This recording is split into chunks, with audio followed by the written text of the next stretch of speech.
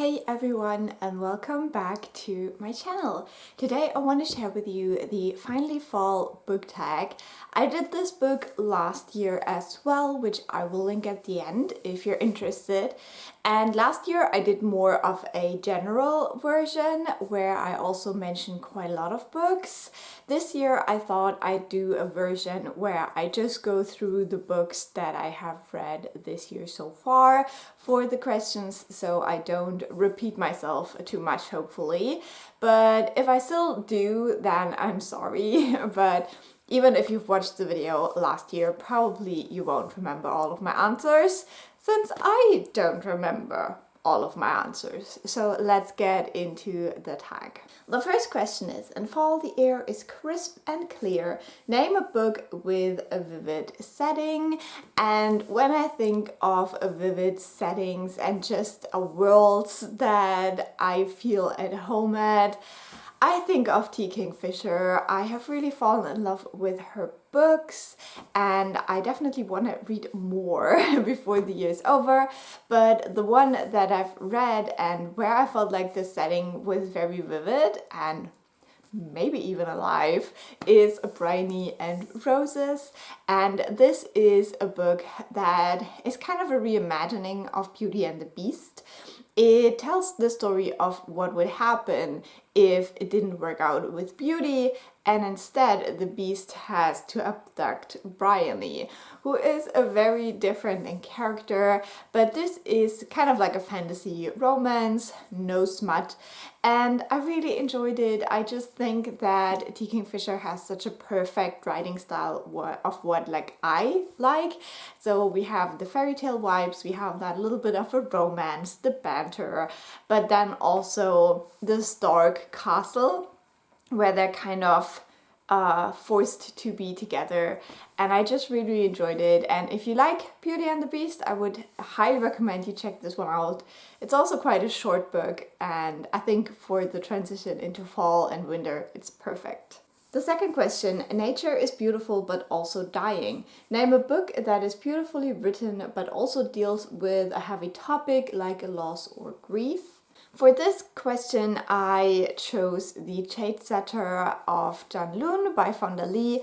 This is a novella set in the Greenbone Saga world, and I think you can read it without reading the Greenbone Saga, but I would especially recommend it if you've already read the Greenbone Saga. This takes place before the events of the Greenbone Saga, and we're following an apprentice to a very famous jade setter, and jade in this world has magical properties. If you wear it and you are trained, you have very heightened powers, and so this is a very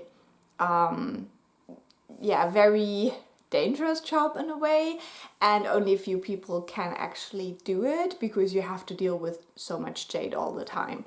And so in this one we basically follow this apprentice as he uncovers some secrets about the jade setter. And yeah, it's just a very beautiful story that especially deals with the question of women of color or indigenous women disappearing and how that doesn't really interest anyone in the big wild world. And so I thought it was very, very beautiful. I really liked it. Question number 3. Fall is back to school season. Share a non-fiction book that taught you something new. Now, the honorable mention for this one is Disability Visibility, which I really enjoyed and I would highly recommend you read. But a book that really taught me something new is Nonviolent Communication by Marshall B. Rosenberg. And this is a book that focuses on the way that we speak to others, but also how we speak to ourselves. And he's trying to implement a way in which we can communicate with each other in a non non-violent way. So we really listen to each other, but also to ourselves. And I really, really enjoyed this book. I think it was so helpful. I read it together with a friend so we could also practice the techniques that this book is teaching. And yeah, even though I'm not using it like every day now, I still feel like it brought a lot to my life, something I think about all the time, and it just brought some clarity that I guess I need right now, because I'm in one of those like crossroads situations of my life where I have to decide where to go next, I guess. So that was very, very helpful. Question number 4. In order to keep warm, it's good to spend some time with the people we love. Name a fictional family, household, friend group that you'd like to be a part of. And for me, I started my Heartstopper journey this year. After watching the TV show first, I started reading the comic books as well. And honestly, if I was a teenager, I would love to have like a queer friendship group like that. I definitely wanted to have that when I was a teenager. So yeah, not me right now, but teenage me wants to be in that friend group. So in Heartstopper, we are following 2 boys, Charlie and Nick, who fall in love with each other, and it's really beautiful. It is very positive. I just really, really like it. I think I like the TV show more than the comic books because it does focus more on all of the side characters and the friendships as well. But yeah, that one is great. Number 5. The colorful leaves are piling up on the ground. Show us a pile of fall-colored spines. So I built this little tower. Enjoy it. You can see it in the background. Number 6. Fall is the perfect time for some storytelling by the fireside. Share a book wherein somebody is telling a story. And for that, I want to talk about the Singing Hills cycle. I've read the first 2 books by now, so The Empress of Salt and Fortune and When the Tiger Came Down the Mountain, and I loved both of those so much. These are novellas set in a fantasy world where a monk is going around, no, it's a cleric. A cleric is going around collecting stories. So in each one of these novellas, we learn a story from someone that the cleric is collecting. And I really like these. They have such a like magical feel to them. There is, yeah, just such a fairy tale-esque like substance. I don't know. I just really, really like it. And I would highly recommend if for some reason you haven't checked them out already. Number 7. The nights are getting darker. Share a dark and creepy read. And for that, I wanted to mention Ring Shout by P. Jelly Clark. This is also quite a short book, so this list is perfect if you need some shorter books to set the mood for autumn. But yeah, Ring Shout is a lot. For it being so short, I felt like it had so much in it.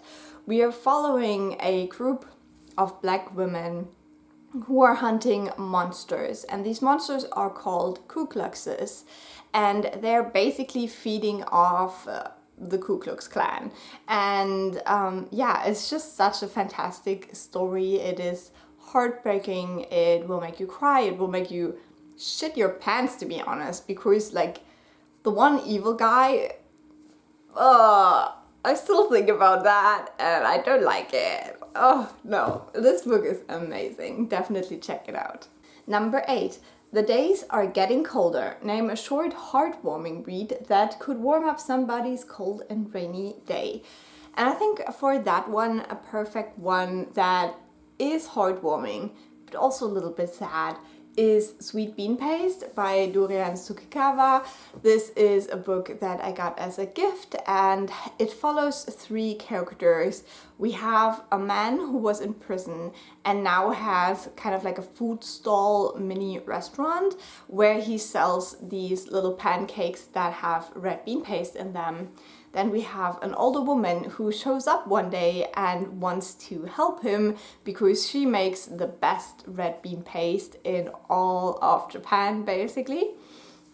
And last but not least, we have a schoolgirl who has kind of a troubled family background. And this book just focuses on their relationships and how they kind of come together and learn from each other. And it's very beautiful. And as I said, also a little bit sad, but in a hopeful way. And the last question, number 9. Fall returns every year. Name an old favorite that you'd like to return to soon. And for me, that would be the Hell's Library series. I definitely want to finish that series this year, and for that I need to reread the first 2 books, The Library of the Unwritten and The Archive of the Forgotten, so I can get to the finale finally. So yeah, I'm really looking forward to the reread of those, and I'm manifesting it. This needs to happen this year because I've been trying to do that for so long. It is embarrassing. But yeah, I loved the first 2 books in the series. I love these characters so much. So yeah, that would be a fun time. And that's it for this tag. I hope it produced some fall feelings in you, and let me know what is your creepy book you would recommend for the beginning of the season, because I'm so excited for my October reading. I hope I will pick up some fantastic dark books, and I will talk to you very soon. Bye!